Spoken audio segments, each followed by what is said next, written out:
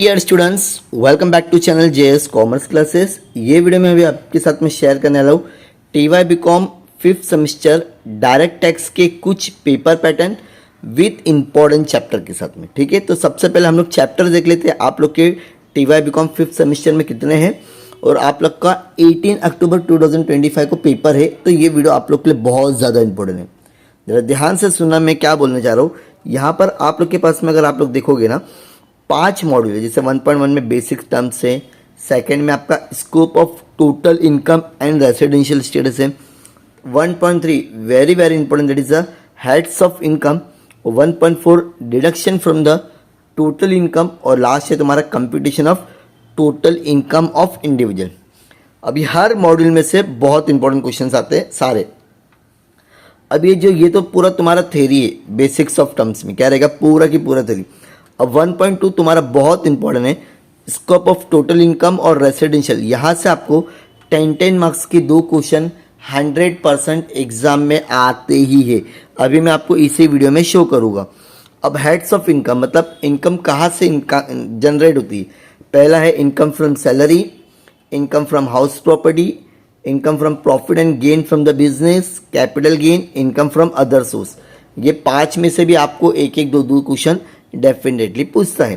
उसके बाद में है तुम्हारा लास्ट में deduction from the total income और ये सभी चैप्टर को मिला के बनता है computation of total income for individual.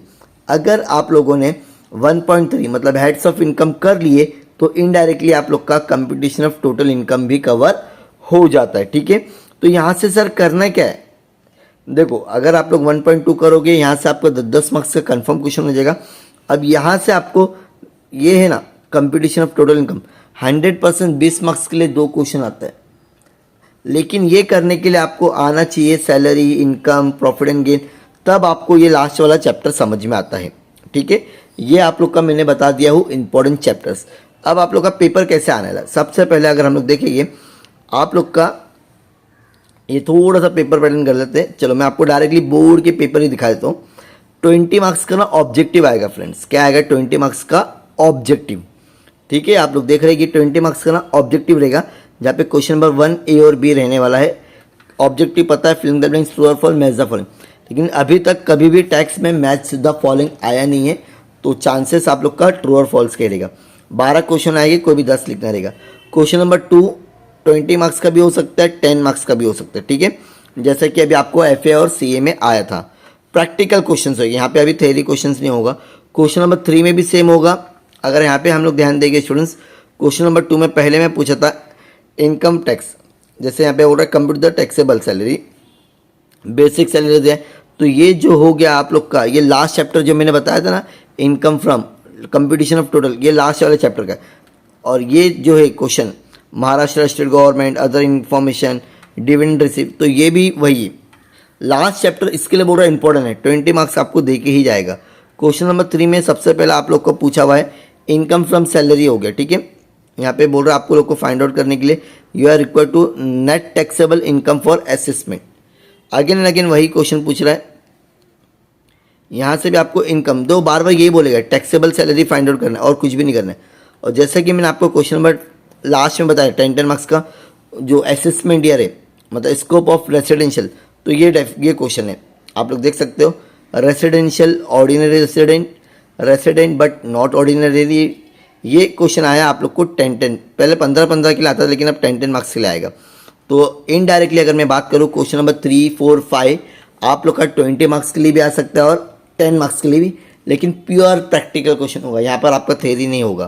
Question number जो 5 होता है स्टूडेंट्स, वो होता है आप लोग का थ्योरी क्वेश्चंस, आप लोग देख सकते हो। ठीक है, 2 ब्रीफ लिखना रहेगा या तो फिर आप लोग को कोई भी 4 शॉर्ट नोट। ये थोड़ा सा ओल्ड पेपर है, मैं आपको एकदम लेटेस्ट पेपर दिखाता हूँ ताकि वहाँ पर आपको 20-20 मार्क्स वाले क्वेश्चन पूछे, देख सकते हैं आप लोग। ठीक है, 20-20 मार्क्स वाले क्वेश्चन है।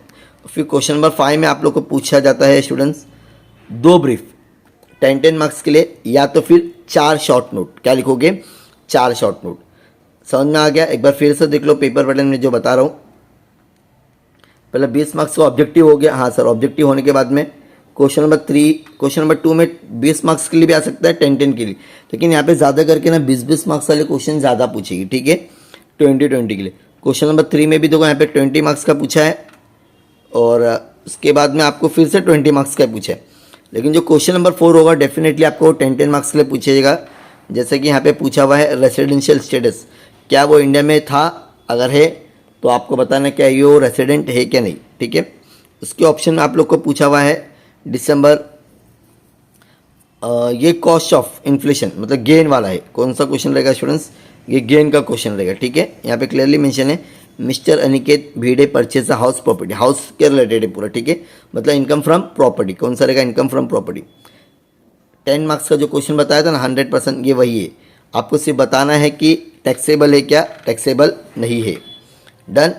तो ये हो गया आप लोग का क्वेश्चन नंबर पूरा, मतलब पूरा पेपर पैटर्न में बता दिया। ये पीडीएफ में ना पूरा सॉल्व है स्टूडेंट्स। जिसको भी चाहिए आप मेरे टेलीग्राम पे जुड़ना, मैं आप लोग को क्या करूँगा ये पूरा पीडीएफ शेयर कर दूँ, ठीक है। पेपर पैटर्न एकदम समझ में आ गया रहेगा। क्वेश्चन नंबर 1 ऑब्जेक्टिव 10 मार्क्स के लिए, क्वेश्चन नंबर 2, 3, 4 20 मार्क्स के लिए भी आ सकता है, 10 मार्क्स के लिए भी। और क्वेश्चन नंबर 5 में आपका क्या रहेगा, 2 ब्रीफ या फिर 4 शॉर्ट नोट, ये आपके ऊपर डिपेंड है। Okay, so thank you so much, bye bye.